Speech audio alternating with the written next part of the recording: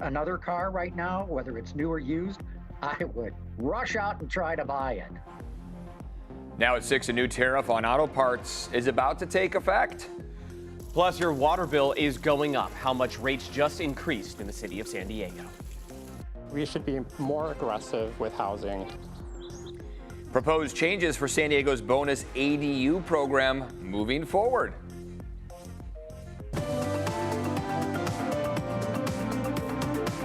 You're watching CBS 8 Mornings at 6. It is Friday, May 2nd. So glad you're with us here. Thanks for being with us in our 6 a.m. hour. I'm Eric Connert. And I'm Chris Groh. We know that a lot of people here in San Diego Friday, they might be getting out of work early. There's no Padres home game to go to sneak off to. But there's plenty to do around here in San Diego. That's right. So let's get a quick check at the forecast. Yeah, how's the weekend looking? A lot of plans being made right now. So mornings are going to continue in exactly the same fashion as they have all week. Cloudy skies to start off the morning. The afternoon in question, though, is going to bring us back to sunshine today. A little bit less sunshine tomorrow. And then for Sunday, that seems to be our best opportunity for showers. Take a look at that satellite radar now. A gray start to the day out there. We're expecting that by the afternoon, the sun comes out. Temperatures are in the upper 60s and low 70s. But showers will quickly follow. Coming up, we'll talk about how much wet weather we could see over the weekend. And this just in here, U.S. employers added 177,000 jobs in April. This is according to new data from the Labor Department. The unemployment rate now 4.2%. This also just into our newsroom here. President Donald Trump says he will revoke Harvard's tax-exempt status. He had previously asked the IRS to do this after the university refused to comply with a series of administration demands to change campus policy. This will likely face legal challenges. And a new 25% tariff on auto parts will be going into effect tomorrow. Yeah, but now U.S. manufacturers could be reimbursed on imported parts. CBS 8's Regina Yarita live in Kearney Mesa with what it all means for you, especially if you're looking to get a car soon. Regina? Yeah, good morning, guys. Well, I can tell you, as the car industry grapples with these tariffs and additional costs, it seems like President Donald Trump is softening his automotive tariffs. While some are hopeful, others say it's not enough. Barely any relief at all, and it only lasts for 2 years, and it only applies to automakers that assemble cars in the United States. For those that do not assemble vehicles in the U.S., this is going to be a disaster. So President Donald Trump signed an executive order and a proclamation on Tuesday to ease auto tariffs. The 25% tariff on imported cars will continue, and a new 25% tariff on auto parts will go into effect this weekend, as previously announced. But what the president signed greenlights reimbursements for domestic car producers importing car parts. The maximum reimbursement will be 3.75% of the value of domestically produced cars. The cap will decrease to 2.5% for the second year and then will initially be phased out entirely after that.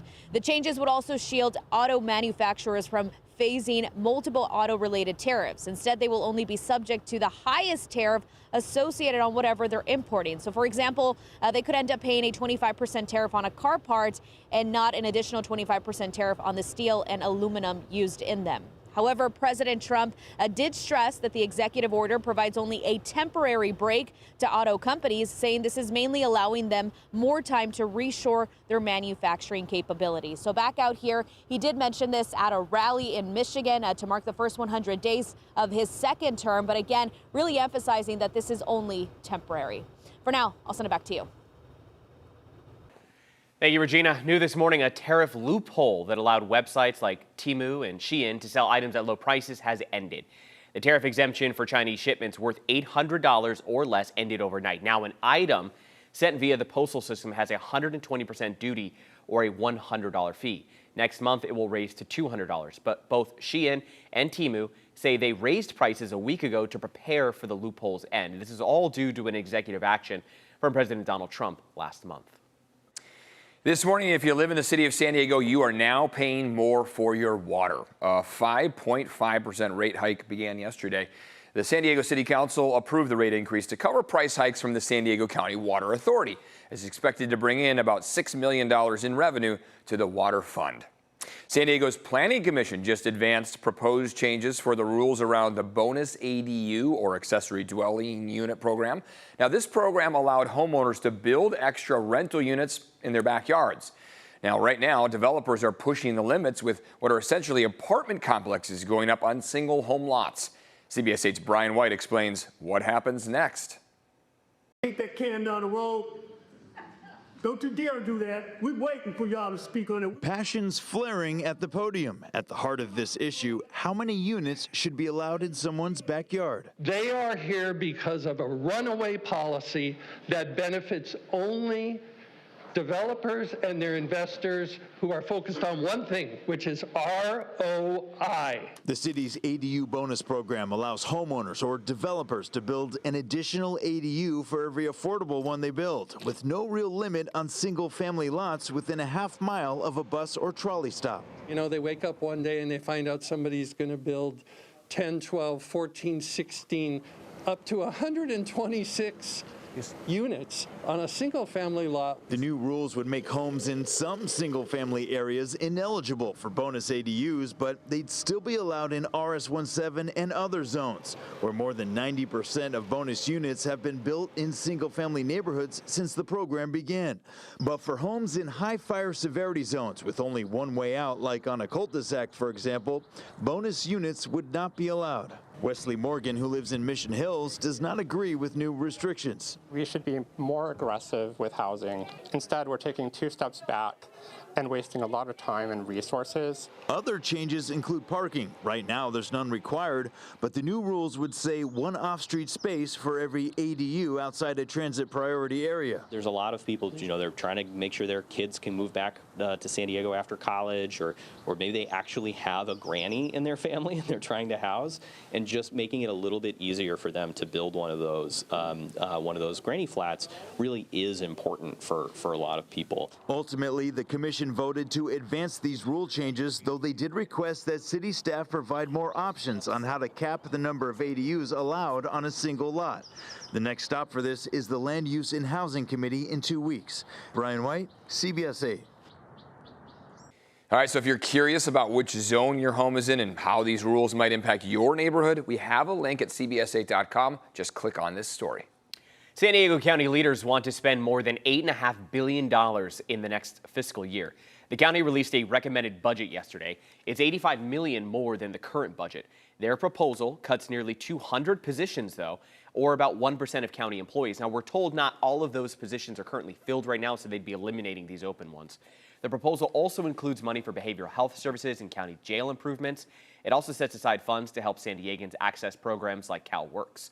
The county will host open houses later this month before they begin budget hearings next month. And right now, firefighters are still working to contain a fire near Julian. The Felipe fire started at about 2:30 p.m. yesterday in steep, rocky terrain near the 78. At last check, 50 acres have burned and firefighters have stopped its forward rate of spread. Right now, it's 50% contained. One firefighter was hurt and taken to a hospital for evaluation. No structures were threatened.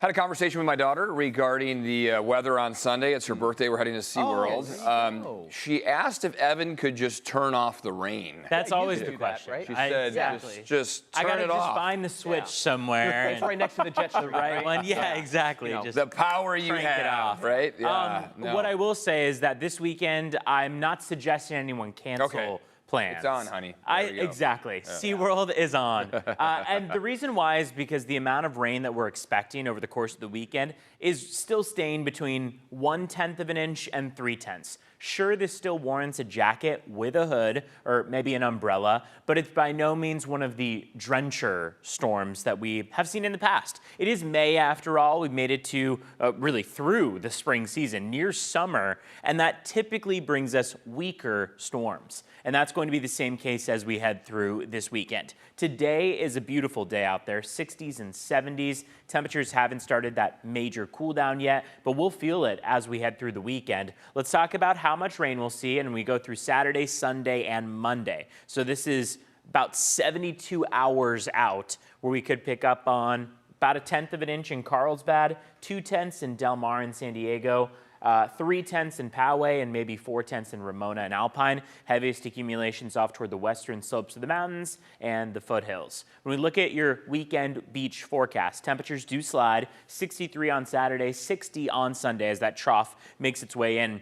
Patchy drizzle expected over the course of the morning on Saturday with some afternoon sun. And then as we look off to Sunday, that's where it's doubtful we'll see much of the sun. But again, those showers are going to be kind of off and on throughout the day.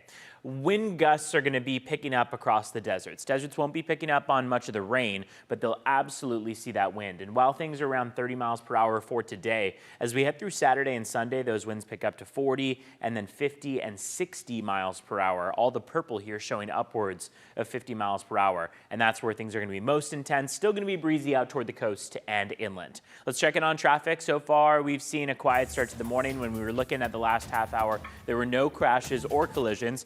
Want to take you to one that just popped up in the Oceanside area. This is right around the 5 freeway. The right-hand shoulder is blocked on the 5 southbound at Las Pulgas Road to Capistrano Drive. So this is typically a stretch of the commute that starts to pick up on a Friday in particular and through the weekend. CHP is on scene. It's rather early still, so we'll let you know once we see volume pick up as to whether or not CHP has been able to clear this. Let's check in on your border wait times. It's a 65-minute wait at the San Ysidro Port of Entry. That's actually much quicker than what we've seen over the last several mornings. And Otay Mesa Port of Entry, that is actually going to take you nearly double the amount of time, about 110 minutes, nearly 2 hours to get across the Otay Mesa Port versus the San Ysidro Port this morning.